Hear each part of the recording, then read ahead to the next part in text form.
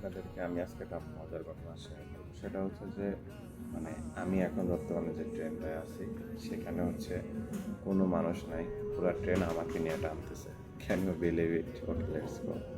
দেখাই পুরো ট্রেন এবং ব্যাক ক্যামেরা দিয়ে দেখাইলো হচ্ছে পুরো ট্রেন হচ্ছে লাইক ওকে, আমি কখনো স্ন্যাপ ইউজ করি না। তো জিনিসটা হচ্ছে যে পুরো ট্রেনটা হচ্ছে ওরা একা ইউজ করতেছে। বাট আমার প্রশ্ন হচ্ছে বাংলাদেশে মেট্রো এবং ট্রেন সবসময় লসে কেন থাকে ভাই?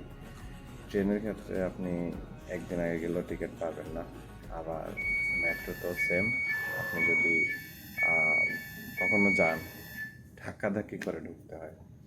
আমার প্রশ্ন হচ্ছে ভাই এরা কেন লাভ করতে পারে না? এরা কিভাবে লাভ করে? এদের আমি আজ পর্যন্ত আমার সারাদিন ট্রানজিট করে এখানে ভ্রমণ করি, সরি।